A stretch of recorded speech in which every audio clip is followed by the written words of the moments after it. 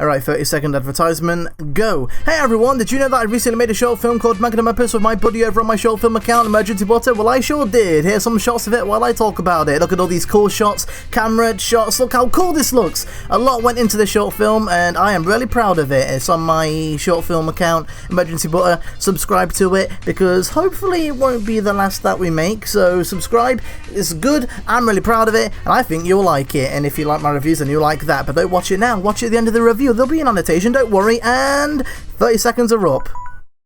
Yeah, I know, phone. Yeah, I know, stopwatch app. Alright, yeah, on with the review.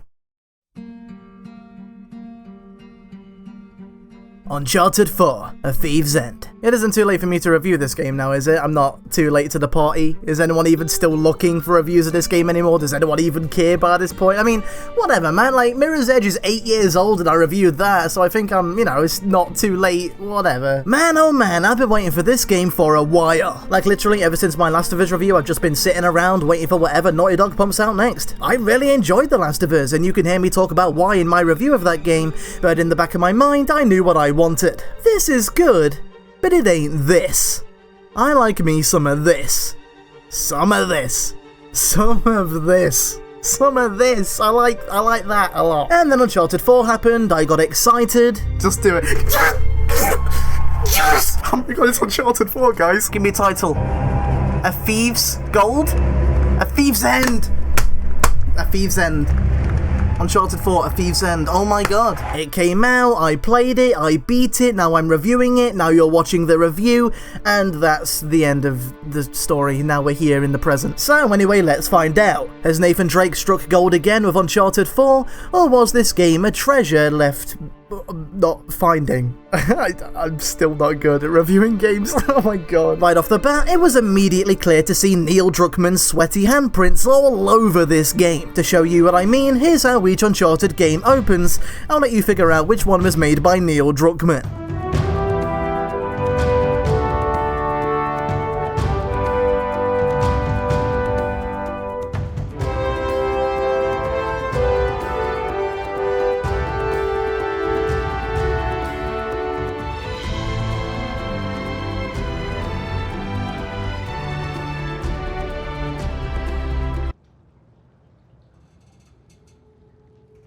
Is it this one? I think it might be this one. When it first came out, The Last of Us broke a lot of barriers for Naughty Dog. It was a totally different kind of story than what they'd ever done before, focusing more on the relationships of two entirely different characters and using that to drive a story, and Uncharted 4 does that too. There's definitely still a lot of kablooey, explosion, shooty-shootying going on and all that, but it's a much more personal story, and I mean that in more ways than one. Sam's inclusion to the story gives a totally new layer to the game, and he works surprisingly well. I mean, they ain't no Joel and Ellie, not by any means, but Nate and Sam work really well together, and he fits right in with everyone else. Without a doubt, Uncharted 4 had me way more emotionally invested in its characters than any other game in the series. And for once, most of my favourite moments from an Uncharted game didn't come from the biggest action set piece or the biggest gunfight. It came from the more intimate moments, the sections that let the characters breathe and interact as people. Scenes like this, and this are to Amy Hennig as scenes like this are to Neil Druckmann.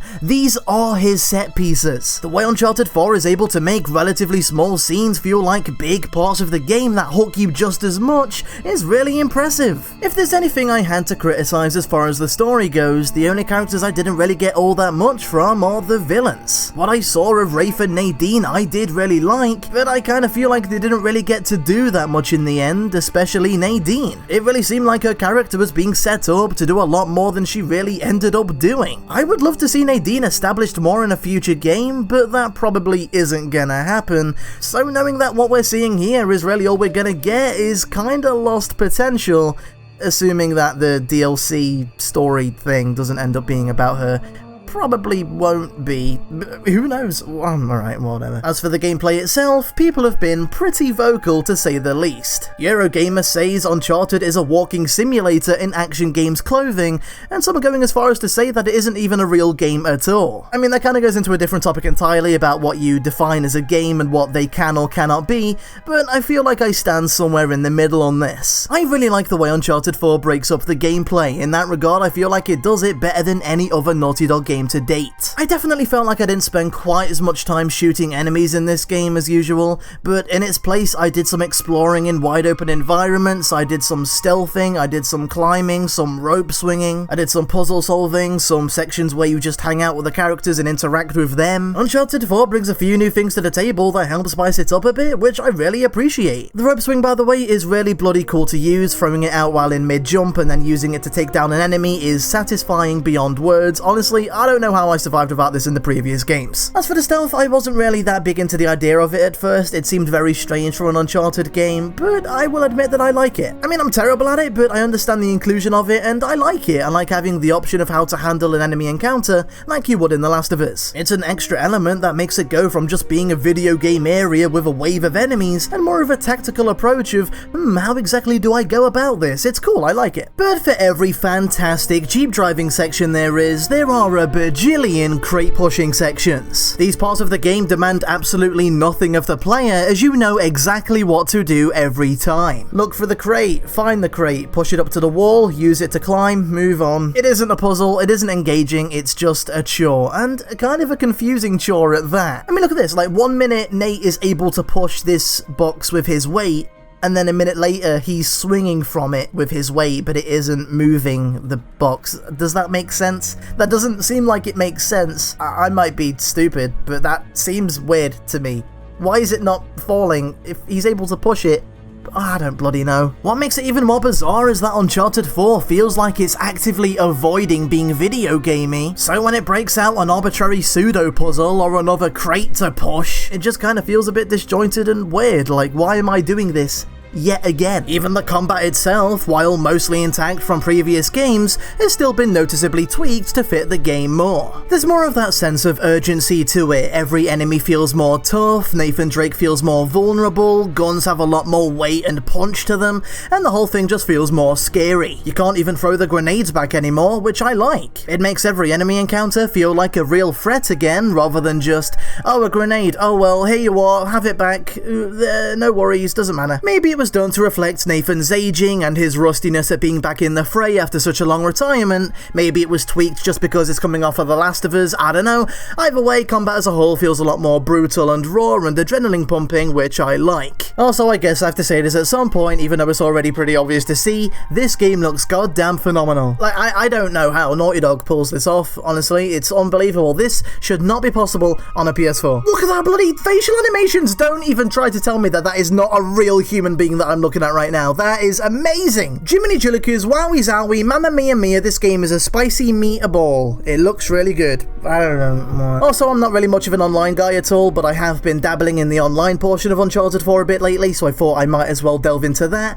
It's pretty good. It doesn't really shake up the world of online in any way at all, but it's what you'd want it to be, and it's good. It does feel a little bit more limiting than previous games' online modes. I remember those other games having more in the way of private match customization. I don't think there's any way you can do a one-on-one RPG battle in this game, which was by far my absolute favourite thing to do in previous games, but what is there is still good, and I like the new power-up additions, a more fleshed out store, and it's still really fun. And so that's pretty much Uncharted 4, and honestly, I don't think they could have made a better swan song for the Uncharted series. It's very retrospective, very sentimental, it's what you'd want it to be.